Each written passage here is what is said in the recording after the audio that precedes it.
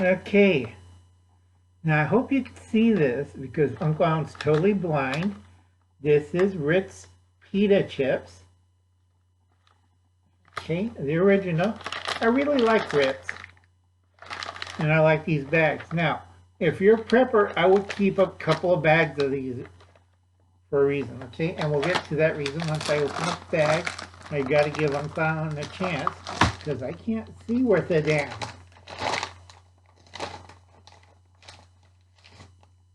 I think I'm holding up a chip. This is a pita chip. Now, basically, it's an edible hardtack. All right? It's thin enough. You can make it thin enough like these. You make hardtack thin enough. Basically, it's wheat flour, salt, and water. That's it. And they bake it. Twice bake it. So you get this crunchy sound. Now, if it was regular hardtack, that would be my teeth breaking up.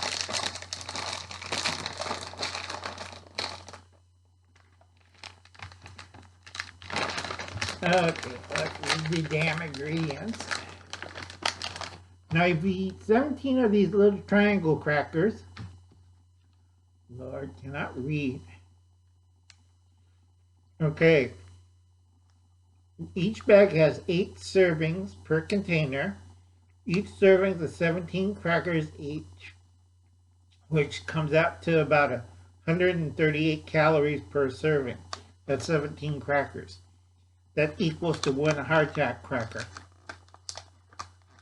And to make this edible, it's enriched wheat flour, malted barley flour. Remember I told you about barley?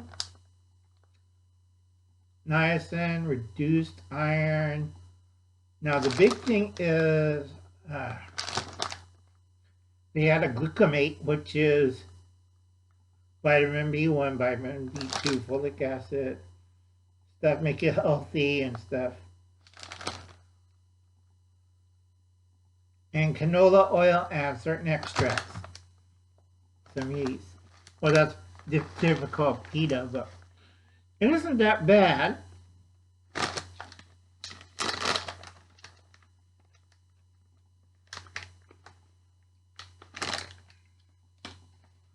Okay. Now, buy a bag, try it out. Why it's so crunchy and flavorful? Because they add wheat to it. Not wheat. They add canola oil to it. And they added a small amount of yeast. I know how to make pita, and I know what they did to this. So that's all they did. All right. And then they added sodium glutamate. Anytime you see that word sodium glutamate in there, they had another word in front of it, but if you see glutamate, then you have to be careful because that's a flavoring agent. And Japanese are, all Japanese foods, we got a type of glutamate that causes cancer in Americans because they now put it in Doritos, right? In America, steal everything from the poor Japanese. Okay, that's pita chips. Now, this is about hardtack. And Uncle Alan's kind of trapped. I only have the laptop, but if you make hardtack, all right, there's 2 styles. I like to do the Civil War style. It's comforting. It's easy. It's, excuse me. Pita chip went down wrong way. Okay, now, you can make it thin enough. You can make it like a water cracker. Now, a lot of people don't know what the hell's a water cracker, Uncle Alan. Go check Bent's in the fancy food section of the cheese section. Whole Foods. Bent's water crackers. They were made for officers with bad teeth to eat hardtack. That was the original hardtack.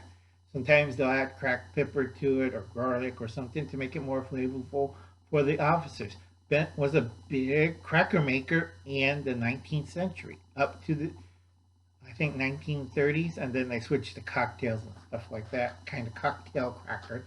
The canopies are weird looking, stuff like that. But the big thing with hardtack is you can make it.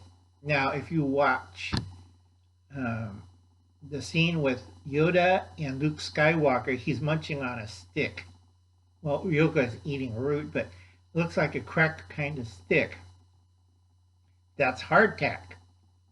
Originally, they were going to write down breadstick, but breadstick's kind of brittle and breaks apart. So they wrote down in the script hardtack stick. Now, I've seen hardtack made into tiny strips and into what look like Luke Skywalker ate. Okay, crunchy little sticks. You had a bunch of them. 20 of them would equal out to a regular Civil War hardtack. Not as hard, and you can still eat it. But the main thing with hardtack, you can shape it to any one shape. Now, in the 18th century, that's this American Revolution, everybody ate Ship's biscuits.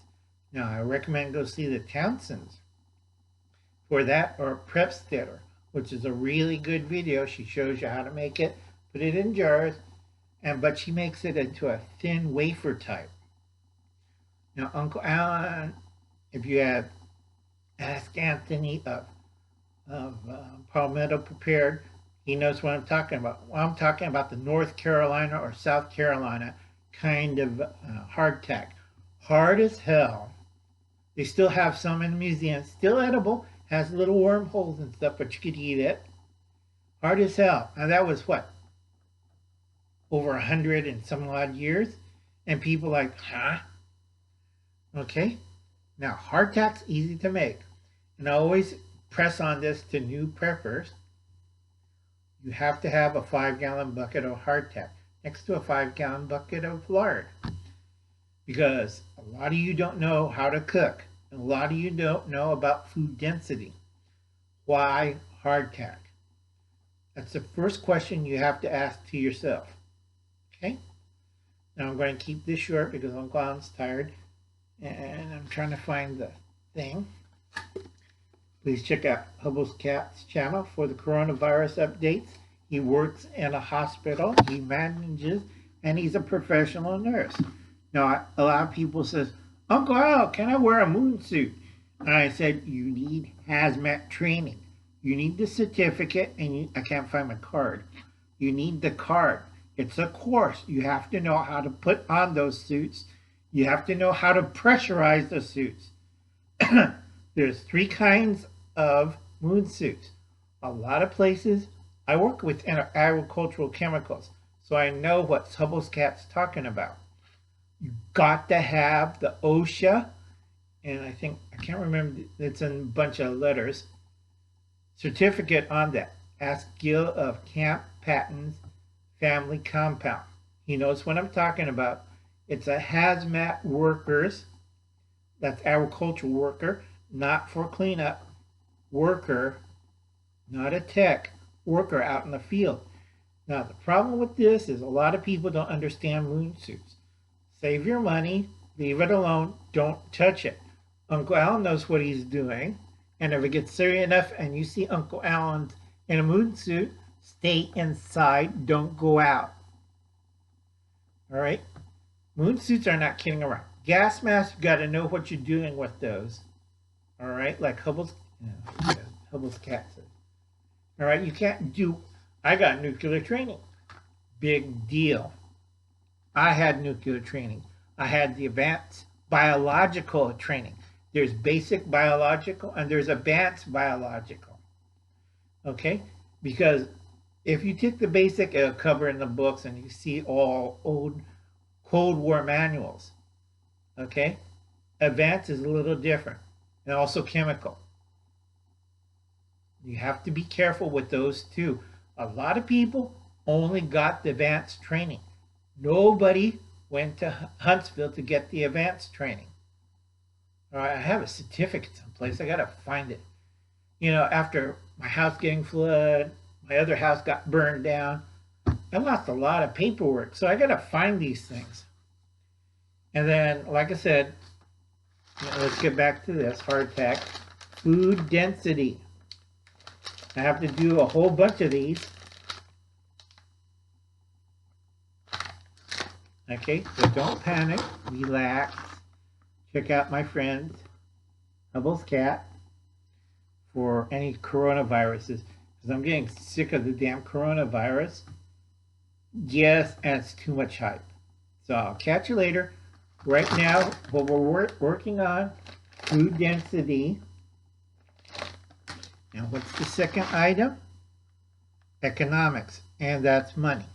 So I got to cover that for Tyler and a few other people who still are in the dark. All right? I'll catch you later, folks.